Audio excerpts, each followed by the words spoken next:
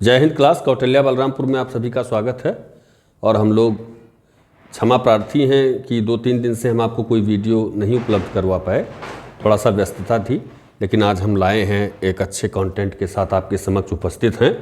आप जो है इसको थोड़ा देखिए, बड़े अच्छे क्वेश्चन हैं, एसएससी सीजीएल आरआरबी के तहत अच्छे क्वेश्चन हैं। ध्यान से देखिए, जब किसी संख्या में 95/2% की वृद्धि होती है तो परिणाम 590 होता है। याद रखो। अच्छा, संख्या क्या होती है आप देखेंगे, संख्या हमेशा 100% होती है और वृद्धि कितने की हुई 95/2। तो सोचो हो कितना गया, 295/2 हो गया है। इतने परसेंट के बराबर आपका 590 है। तो आप इसको हल कर लीजिए, 590 डिवाइडेड बाई 295/2 गुणे 100। इसको हल कर लो, 590 गुणे 2/295 और गुणे 100। तो इसको हल करो, ये 2 बार जाएगा। कैसे काटते हैं बिना किसी उसके, ध्यान से देखो। 5 पचहम 25 और 5 नवा 45, 5 20 100, 59 से काटो, 59 हक्के में नहीं 10, 10 दूना 20 दूना 2 दूनी 4, 400 आपका नंबर आ जाएगा। इस प्रकार से ऑप्शन हमेशा, ये देख लो डी करेक्ट है इसमें। बहुत यानी देख लो, एक चीज़ आप लोग याद रखिएगा, जैसे कभी भी बहुत ट्रिक पे क्वेश्चन लगाने प्रयास मत करिए। ट्रिक जो है कहीं ना कहीं एग्जाम में धोखा दे जाता है, तो इसलिए आप लोग थोड़ा कैलकुलेशन पावर पर विशेष ध्यान रखिए। चलिए अगले क्वेश्चन पे चलते हैं। अगले क्वेश्चन पे, अगला क्वेश्चन है आपका, अगले क्वेश्चन पे देखते हैं। एक परीक्षा में 35% छात्र एक विषय में अनुत्तीर्ण हुए, 42% दूसरे विषय में अनुत्तीर्ण हुए, इनमें से 30% दोनों विषय में अनुत्तीर्ण हुए। तो विद्यार्थियों की कुल संख्या 2500 है, तो केवल एक विषय में कितने, याद रखो 42% दोनों में अनुत्तीर्ण है और 30%, 35% एक में और 30%,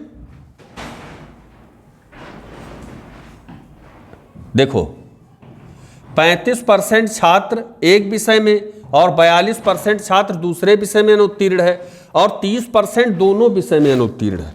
ध्यान से देखिए, 30% दोनों विषय में अनुत्तीर्ण है, 30% दोनों में अनुत्तीर्ण है, 42 एक में अनुत्तीर्ण है और 35 एक में अनुत्तीर्ण है। तो अब सोचो 30 दोनों में अनुत्तीर्ण है, इसके मतलब कितना हुआ, देख सकते हो। इस तरीके से इसको बनाओ, फिगर बना लेते हैं आप लोग। 30 दोनों में तो कितना फालतू बचा, 12 इधर, यानी 42 ये हो गया, इधर कितना बचा 5। तो कम से कम एक विषय में कितने छात्र अनुत्तीर्ण हैं, 17%। कितने, ये देख लो, 12 5 17%। तो आपको 2500 का 17% निकाल देना है।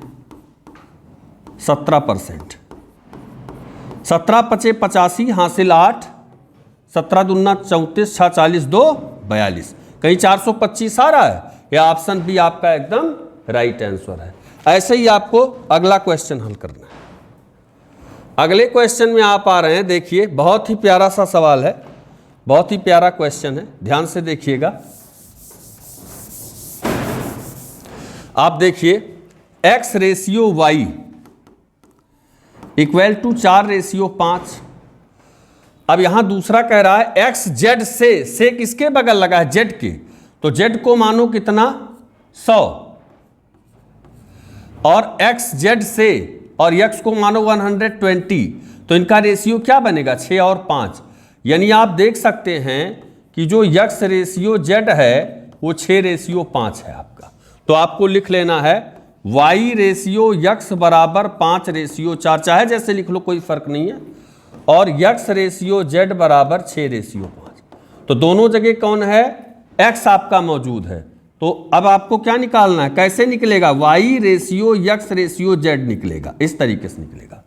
तो देखो 6 पंचे 30, 6 चौके 24 और 5 चौक 20। इसको छोटा करो, y ratio x ratio z equal to, छोटा करो 15 हो जाएगा, 12 हो जाएगा, 10 हो जाएगा। क्या पूछा है क्वेश्चन में, कह रहा है जेड से किसके बगल से लगा है, जेड के, तो जेड की वैल्यू नीचे रखो। x ratio y equal to 4 ratio 5, और ये देखो यहाँ z ratio x equal to बन रहा है 6 रेशियो 5, जैसा भी आप किए थे। 5 रेशियो 6 बन रहा है। अब आप देखिए आपको क्या निकालना है, आपको निकालना है y ratio x ratio z। तो आप देख लीजिए आपका क्या हो जाएगा 5 रेशियो 4, और इधर देख लीजिए x रेशियो z आपका क्या है, z रेशियो x आपका क्या है, सॉरी x रेशियो y है, ये x रेशियो y, और ये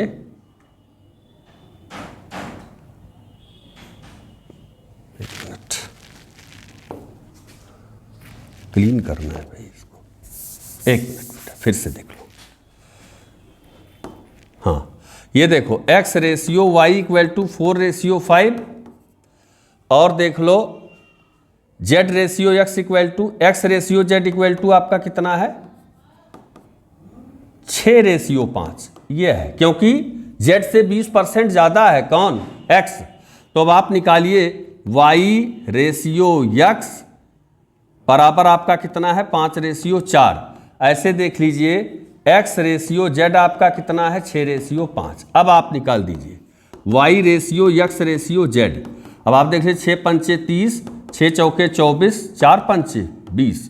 तो आप देख लीजिए y ratio x ratio z equal to 15 ratio 12 ratio 10। क्या पूछ रहा है, ये बोल रहा है z से, तो z की वैल्यू नीचे रखो, z की वैल्यू क्या है, ये फिर गलती से लिख गया, इसीलिए मिटाया था हमने, थोड़ा सा हम समझ नहीं पाए थे। ये 1 नहीं है बेटा, ये z है, सॉरी ये 12 है, 12 ये 12 है, हमको समझ में आया था 1 है इसलिए हम इसको मिटा दिए थे। ये 10 देख लो, y की वैल्यू आपके z की वैल्यू क्या है 10, और कह रहा है y कितना प्रतिशत, तो y कितना ज़्यादा है देख लो, y कितना ज़्यादा है, इससे 5 ज़्यादा है, 5 ऊपर रख दो, गुणे 100, देख लो 50% अधिक है। कितना अधिक है, ऑप्शन नंबर आपका डी एकदम करेक्ट आंसर है। अगले क्वेश्चन पे आते हैं, अगले क्वेश्चन पे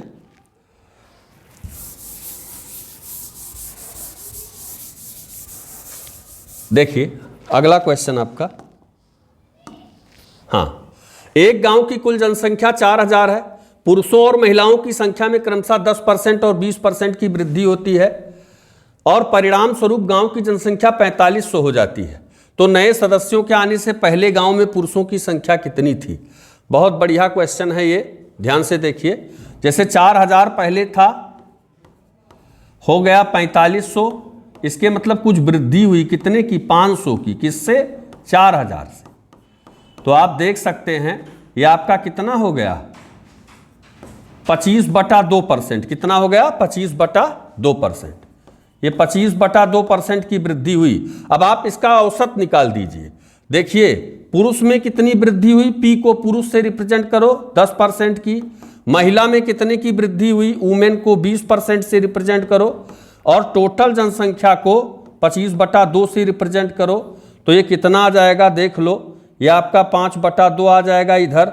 इसको जब तुलना करोगे तब क्या हो जाएगा, ये 15/2 हो जाएगा। ध्यान से देखिए 15/2 आपका हो जाएगा, क्योंकि आप घटा के देखिए 12.5 है, 12.5 से 20 में से घटाओगे तो ये 15/2 आएगा। तो रेशियो निकालोगे तो 5 नहीं 15, 5 एकम 5, यानी पुरुष और महिला का जो रेशियो आएगा वो 3:1 आएगा। अब जोड़ लो 3 1 4 से इसको भाग करो, 1 रेशियो 1000 को रिप्रेजेंट करेगा। तो किसकी जनसंख्या उसने पूछे, पुरुषों की। पुरुष का रेशियो कितना है 3, तो 3 गुणे 1000 का आशय क्या है 3000। कुल मिलाकर के ऑप्शन नंबर ए आपका एकदम करेक्ट ऑप्शन है। चलिए अगले पे चलते हैं। बहुत बढ़िया क्वेश्चन है, बड़ा ही प्यारा प्रश्न है, आगे देखते हैं, आगे देखते हैं इसको। बड़ा ही सुंदर क्वेश्चन है। चलिए, यदि 4% चीनी वाले 8 लीटर चीनी के घोल में, गौर फरमाओ 8 लीटर है ये चीनी का घोल, इसमें 4% चीनी है। 4% चीनी का मतलब कितना है, इसको एक तरीके से 8000 मिलीलीटर मान लो। 4% निकालोगे तो बोले तो इसका 320 मिलीलीटर आएगा, आपका क्या चीनी आएगा। जब इसका 4% निकालोगे तो कितना आएगा, 320 ग्राम चीनी आएगा।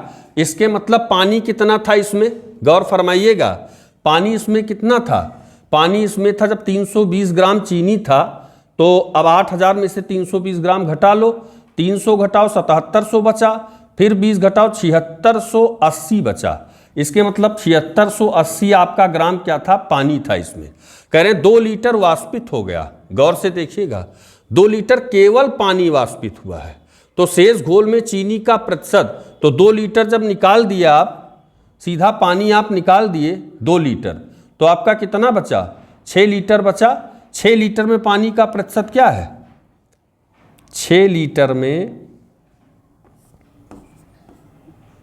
320 गुणे 100, 2 तियां 6, 2 16, 16/3% आपका क्या है, यही बी आपका राइट आंसर। ध्यान से देखना, यानी आपका 320 ग्राम अगर चीनी है तो 7680 ग्राम पानी है, लेकिन वो सीधा बोल रहा है, कह रहा है मिश्रण नहीं वाष्पित हो रहा है, सीधा बोल रहा है पानी वाष्पित हो रहा है, उसने चीनी का नाम नहीं लिया है। इसके मतलब 2 लीटर सीधा निकल गया। तो अब कितना पानी और मिश्रण कुल मिलाकर के बचा कितना, 6 लीटर। 6 लीटर में चीनी कितना, चीनी वाष्पित नहीं हुई है 320 ग्राम, तो 320 ग्राम 6 लीटर को मैंने 6000 ग्राम कर दिया है, गुणे 100 कर दोगे तो 16/3%। इस प्रकार से आपका एकदम राइट आंसर आ जाएगा। आगे चलते हैं अगले क्वेश्चन पे। अगला क्वेश्चन है आपका,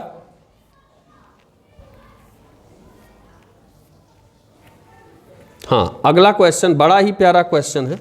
ये क्वेश्चन ठीक क्वेश्चन है, देखिए इसको। इस क्वेश्चन में आते हैं, देखो ए और बी के वेतन का योग 4300 रुपये है। ए अपने वेतन का 95% और बी अपने वेतन का 80% खर्च करता है।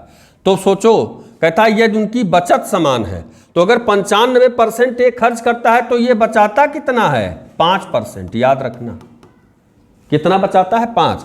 ऐसे बी अपने वेतन का 80 खर्च करता है तो बी बचाता है अपने वेतन का 20%। इसके मतलब क्या है, कह रहे हैं उनकी बचत समान है, तो दोनों की बचत समान हो गई। अब इसका आप वो रेशियो निकाल दो, 4, यानी ए बराबर 4b। जो ए और बी का जो रेशियो बना वो 4:1 बना। क्या बना, 4:1,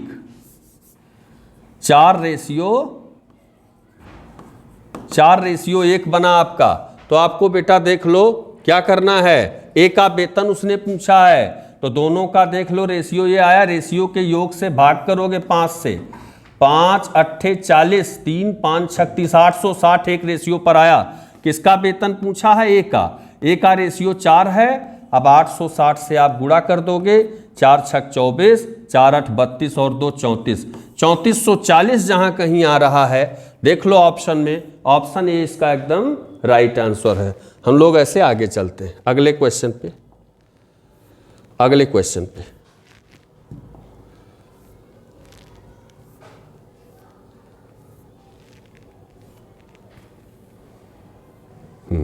चलिए देखिए,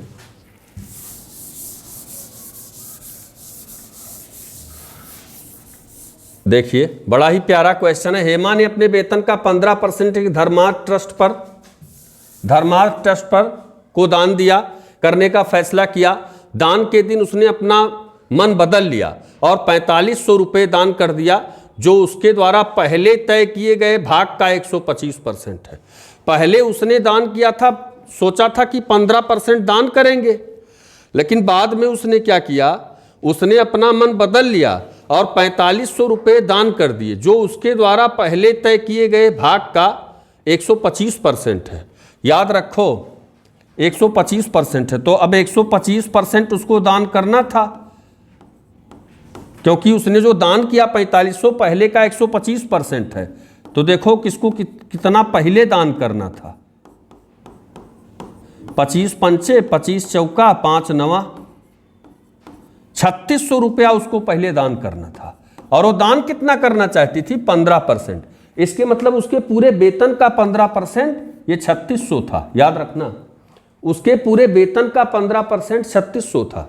अब देखिए आपका क्वेश्चन लग गया, गुणे 100 कर दोगे पूरा वेतन निकलेगा, 5 तैया 15, 5 20, 100, 3 से भाग करो 1200, कुल मिला करके आपका 12 दूना ये देख लो 24,000 आपका नेट सैलरी। ऑप्शन बी एकदम this is the right answer.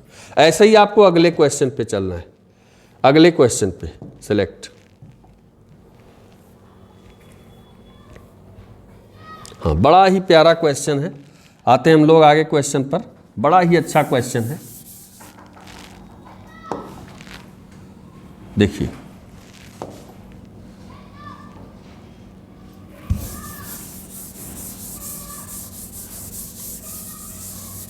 ये देखिए अगले क्वेश्चन पर, एक निश्चित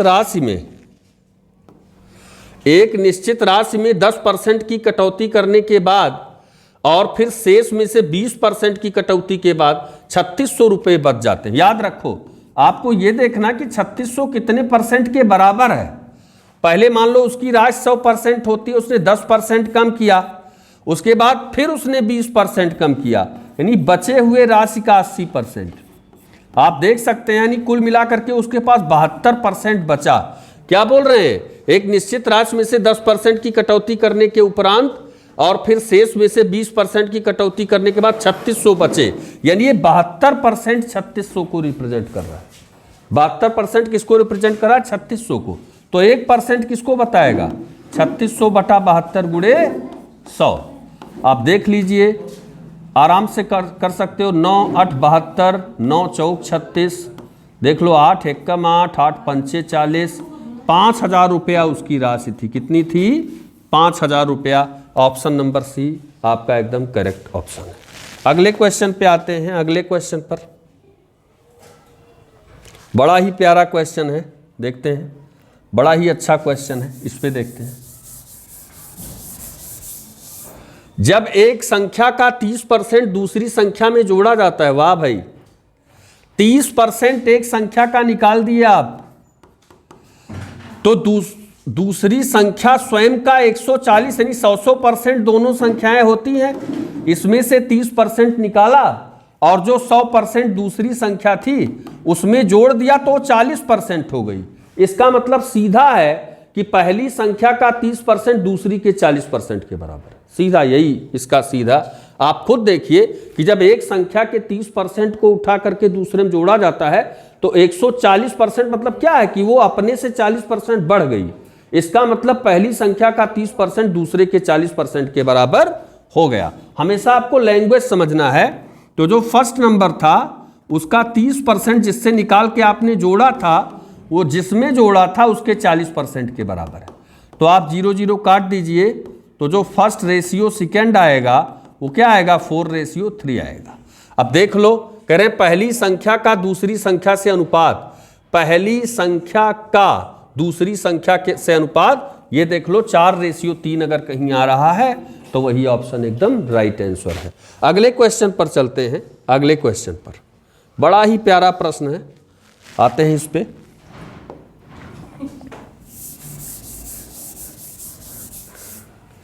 चलिए, एक परीक्षा में 80% छात्र अंग्रेजी में, 85% गणित में उत्तीर्ण हुए, 75% अंग्रेजी और गणित दोनों में उत्तीर्ण हुए, या 40 छात्र दोनों विषयों में अनुत्तीर्ण हो जाते हैं, तो छात्रों की कुल संख्या। याद रखो पहले आपको देखना है कि आखिर ये 40 स्टूडेंट जो आपके पास हैं वो कुल संख्या का कितना प्रतिशत हैं।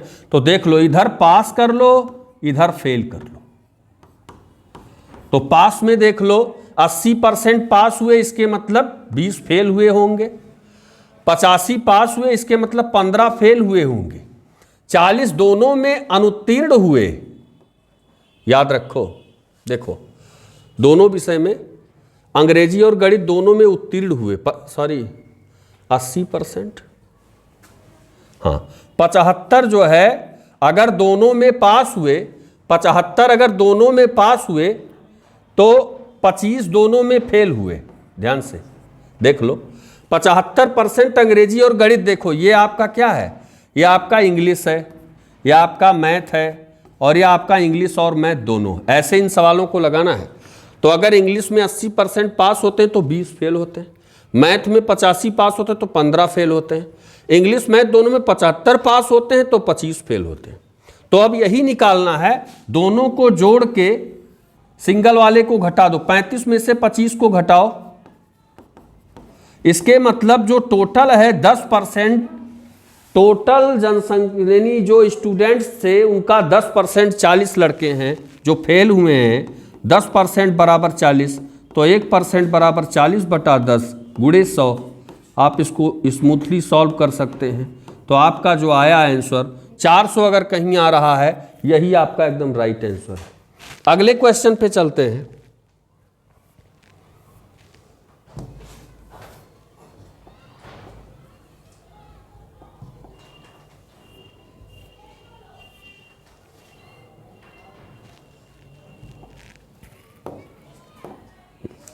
अगले क्वेश्चन पे, एक फर्म में 70% कर्मचारी पुरुष हैं। गौर फरमाओ, 100% टोटल कर्मचारी होते हैं जिसमें 70 पुरुष हैं, इसके मतलब 30% महिलाएं हुई होंगी अपने आप से। 30% पुरुष और 20% महिला कर्मचारी स्वैच्छिक सेवानिवृत्ति का विकल्प चुनते हैं। 30% पुरुष कर्मचारी, तो इनका 30% निकालो। पता लगा भैया 21% जो है स्वैच्छिक सेवानिवृत्ति इसमें कबूल करते हैं और इनमें 20% सेवानिवृत्ति कबूल करते हैं। गौर फरमाइए, 6% लोग ऐसे हैं महिलाओं में जो सेवानिवृत्ति चाहते हैं और 21% ऐसे हैं जो पुरुषों में सेवानिवृत्ति चाहते हैं। आगे पूछ रहा है सेवा में बने रहने वाले कर्मचारियों की संख्या कुल संख्या का कितना प्रतिशत है। तो 21 पुरुषों में चाहते हैं कि भैया हम नौकरी नहीं करेंगे और 6% चाहते हैं महिलाओं में कि नौकरी नहीं करेंगे। इसके मतलब बोथ आप 27% लोग ऐसे हैं पूरे कर्मचारियों में, महिला पुरुष दोनों लेकर के, जो नौकरी करना नहीं चाहते। इसके मतलब 73% ऐसे हैं मेरे भाई जो नौकरी करना चाहते हैं, जो सेवा देना चाहते हैं। 73 जहां कहीं भी ऑप्शन आ रहा है वही एकदम राइट ऑप्शन है। चलिए अगले क्वेश्चन पे चलते हैं। अगले क्वेश्चन पर बड़ा ही प्यारा क्वेश्चन है, थोड़ा सा कैलकुलेटिव है, घबराना नहीं है इसमें। कैलकुलेटिव क्वेश्चन जो करता है वही बाजी मारता है, याद रखना, घबराना इसमें बिल्कुल नहीं है। 5% प्रतिवर्ष की दर से बढ़ रही है, यही आपको निकालना है। 3 वर्ष पहले, तो याद रखो ये वर्तमान जनसंख्या, इसके 3 साल पहले जाना है तो तुरंत 105% रिप्रेजेंट करेगा किसको, 18,5,2,2,0 को। तो अब इसका 1% निकालो, 18,5,2,2,0 बटा 105 गुणे 100, काटो इसको, 5 21 5 20 21 8 168 और 2 70 17 बचा, फिर 21 8 168 4 बचा, 21 दूना 42। यानी अब इसको देख लो, 2 दूनी 4, 2 अट्ठे 16 और 2 अट्ठे 16 1 17। इतना जनसंख्या थी बेटा दूसरे साल के पहले साल, यानी जो तीसरा साल है उसके दूसरे साल के अंत में इतनी जनसंख्या थी।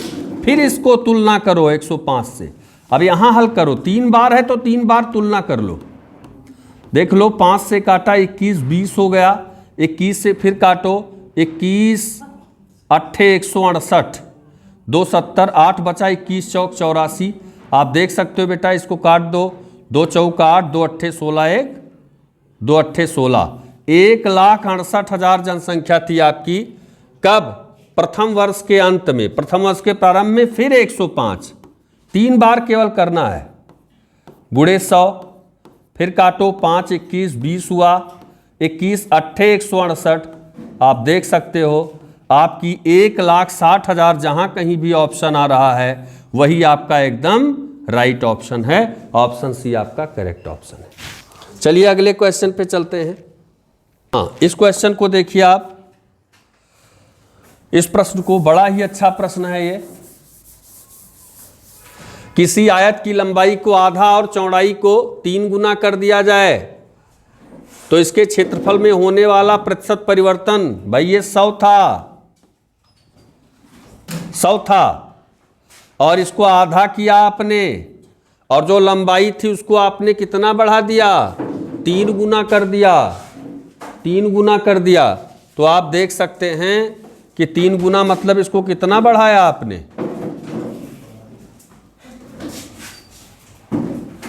100 था तो इसको आपने 300 कर दिया, 3 गुना बढ़ा दिया, इसके मतलब ये 400% इसका आपने निकाला। देख लीजिए 50 चौका 200, तो पहले कितना था,